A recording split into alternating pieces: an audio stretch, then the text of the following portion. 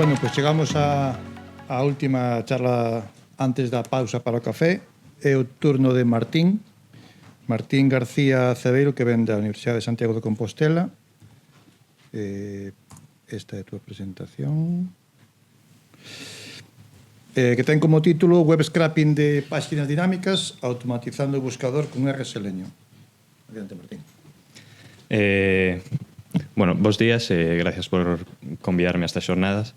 Intentarei facelo un pouco breve, así, porque antes da pausa isto é máis ben a modo introductorio para aprender a usar o paquete R Selenium.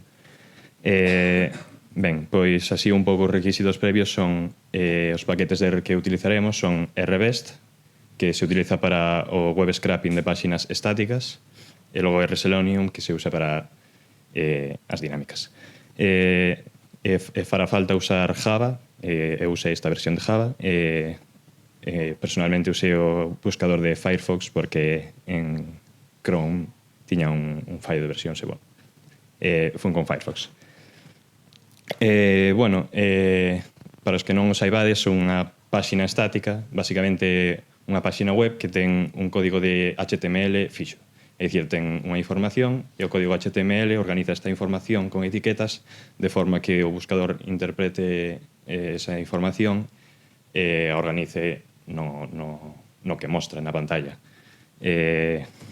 O ano pasado, Álvaro Teodorio deu unha charla nestas mesmas xornadas de web scraping de páxinas estáticas. Entón, se queredes saber máis sobre iso, animovos a ver a charla que está grabada na canle de YouTube. Ben, pois unha páxina web dinámica diferenciase en que o código HTML non é fixo. Ti tes botóns na páxina web que ao pulsalos modifica o código HTML sen cambiar de URL. Normalmente o que pasa é que ti cando clicas nun botón redirixite a outro enlace e carga unha nova páxina web con outro URL con novo código HTML. En cambio, nas páxinas web dinámicas, pois isto non é posible, entón, se ti lees o código HTML da páxina en sí, pois vas ter información oculta se non interactúas coa páxina web.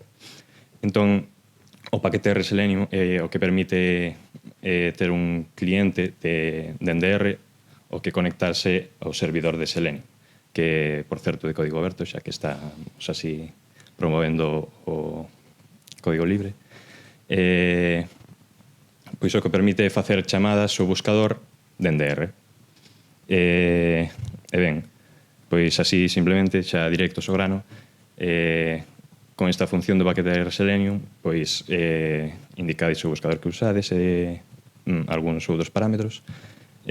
O que vos abre é unha ventana de Firefox que, se vos fixades, ten aquí cun símbolo de robot, isto así en cores vermellas, indicando que, bueno, é un couso remoto e automatizado. Ben,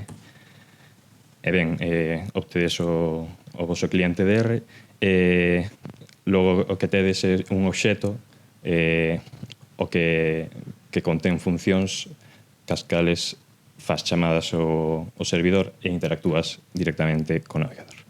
Por exemplo, con a función navigate, pois navegades a unha páxina web que vos dedes co URL. Neste caso faremos un exemplo con a páxina web Bedka, que é unha base de datos de alimentos, cos nutrientes, etc. Ben, pois así, simplemente, navegades a esta páxina web e o que vos encontrades é que tedes varios botóns.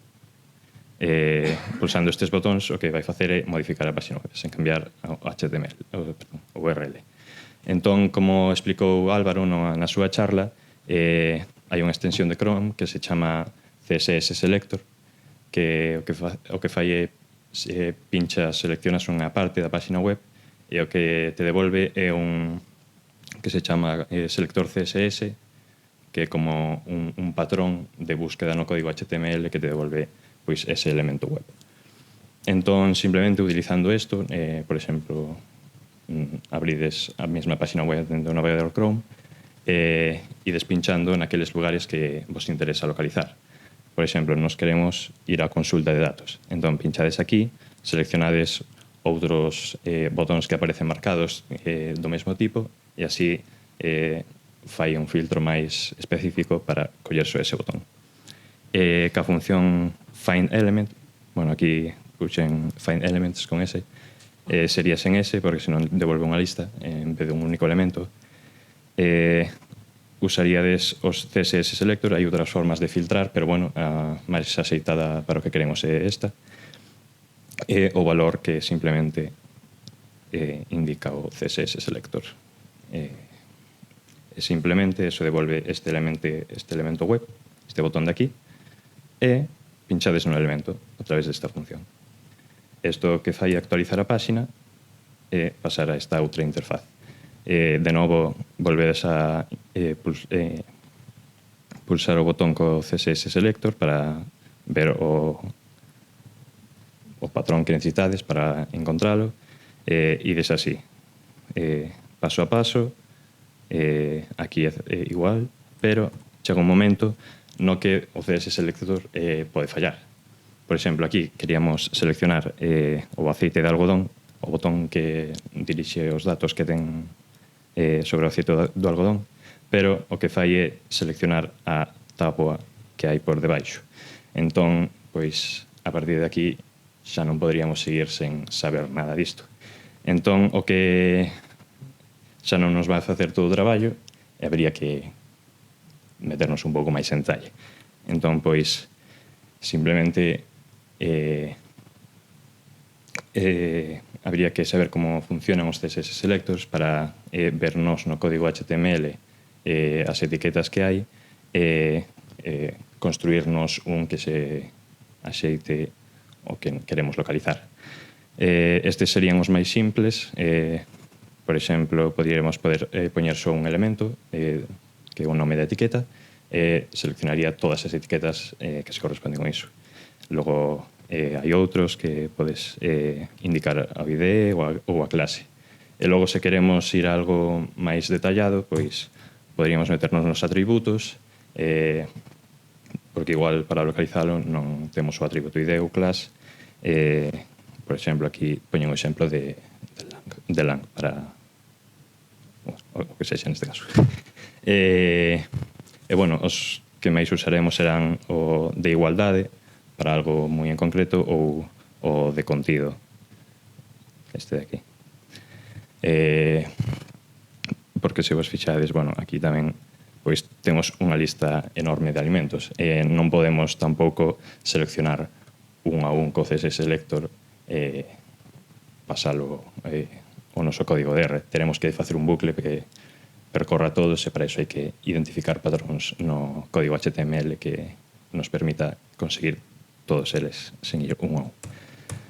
E nada, simplemente podemos ir dende a mesma venta de Firefox automatizada que temos, facemos clic de dereito no botón que queiramos, pulsamos en inspeccionar elemento e xa nos abre aí o código HTML onde podemos ver as etiquetas estas que están entre os símbolos estes de menor e maior. E nada, é cuestión de buscarnos a mellor forma de localizalos. Neste caso, temos aquí os identificadores por número para cada alimento.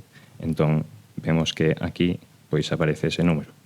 Entón, a forma máis axeitada ou a mellor forma de facelo é localizar este número nas, como vedes aquí, que ten o atributo onClick e logo ten todo isto entre comiñas, sería o valor dese atributo. Entón usaríamos esa forma que vimos antes de contido e simplemente a etiqueta do alimento. O que faríamos antes, obviamente, para automatizalo, é conseguir todas estas etiquetas e logo ir unha a unha accedendo os botóns con este atributo de aquí. E así poderíamos clicar no elemento, iríamos a página dese alimento e aí estarían todos os datos relacionados con ese. aí é onde entraría a librería RVest, que se usaría para facer o web scraping do que hai aí. Porque por unha parte tenemos o de Selenium, que é para interactuar coa página web, e por outro lado RVest, que é para facer o propio web scraping, que é obter os datos. Iso non vou entrar en detalle nesta charla, porque xa deu unha introducción Álvaro, entón, pois simplemente pouco máis na parte de web scraping. Faríamos un bucle, traíamos nun elemento e logo para volver atrás non poderíamos usar o botón de volver atrás porque como a URL non cambiou simplemente sairía da página por completo. Entón teríamos que localizar o botón de volver ao listado anterior, así, etc. Ir de un lado a outro. Nada máis, isto é para cerrar o servidor e a ventana. Logo, pois a outra parte que era un pouco de automatizar o navegador, pois non só hai estas poucas funcións, hai moitísimas máis que están recollidas na documentación. Por aquí uns exemplos sería o de go back, que sería pulsar o botón de atrás das páxinas web, o de forward, que refrescar a páxina web, que devolva a URL, que saque capturas de pantallas, incluso mover o rato o que queirades. O que se vos ocorre que podes facer no navegador post, podes facelo tamén dende R con Selenium. Logo, cos elementos web poderíades interactuar, por exemplo, poderíades mandar teclas para encher formularios, como xa dixemos, clicar botóns, etc. Entón, pois, incluso con estes de botón down, botón up, que sería manter pulsado un botón, logo poderíades mover o rato e levantar o rato. Entón, pois eu que sei, poderíades debuxar. Pola miña parte, pouco máis. Por aquí vos deixo a documentación por se queredes mirar o máis en detalle. Eu creo que con isto xa poderíades iniciarvos.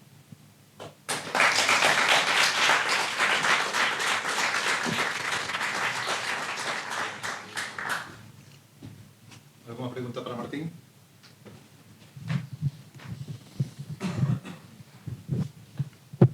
Hola, grazas pola presentación. Eu, dende fai tempo, estou interesado no web scraping. Tiña unha dúbida con respecto a se non che detectan como un bot, porque moitas páxinas usan algún sistemas antibot e ao mellor pois isto pois tamén é detectado como tal. Sí, diso fala Álvaro na súa charla sobre as medidas que hai anti-web scraping na web. Pois sí, neste caso detectaríanche como bot, pero depende un pouco da páxina web. Por exemplo, nesta de Bedca de datos de alimentos, pois non teñen restriccións sobre acceso a bots, pero noutras sí que podría velos. Normalmente o que hai é se tes o URL inicial da páxina web e logo lle engades o URL robots.txt, aí indica as partes da páxina web que pode acceder un bot, etc., ou as restriccións que pode haber. Pero sí que detectarían como bot, porque eu sexa non creo que sexa moi difícil vendo isto. Vale, moitas grazas.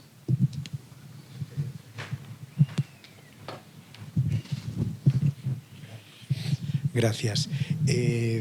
Bueno, a mí me interesa mucho el web scraping y trabajo también con RSelenium y yo me encuentro con un problema y te lo comento a ver si tú me puedes orientar.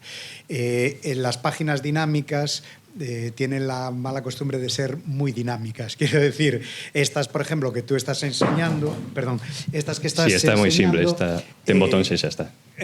Que está moi simple, ten botóns e xa está. Claro, y además es una página que tiene todos los elementos en su sitio, que conoces previamente, incluso cuando te mueves a otra página, cuando haces clic en un botón y te sale la tabla, sabes dónde va a estar el ID del alimento.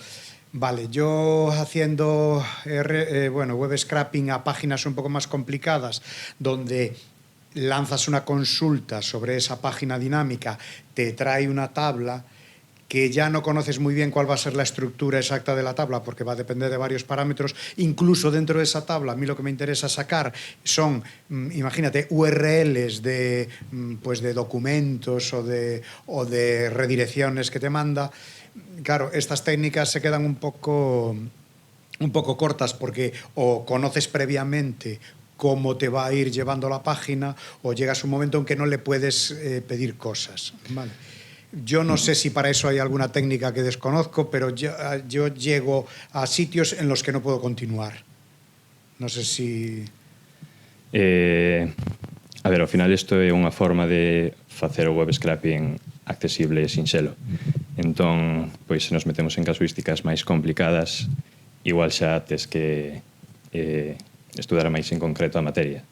Tipo, igual xa non abrir un navegador deste tipo, senón aprender JavaScript ou cousas así, e como se comportan as cousas por debaixo, a máis baixo nivel. Entón, si isto un pouco faise como a ollo, entre comillas, porque tes que localizar todo previamente e facer logo a man moitas cousas que, como ti dis, pois é difícil de automatizar, porque pode non ter unha estrutura así clara e ir cambiando.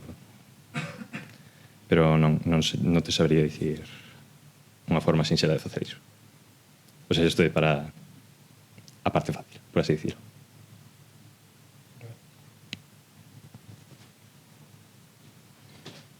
Bueno, pues muchas gracias, Martín.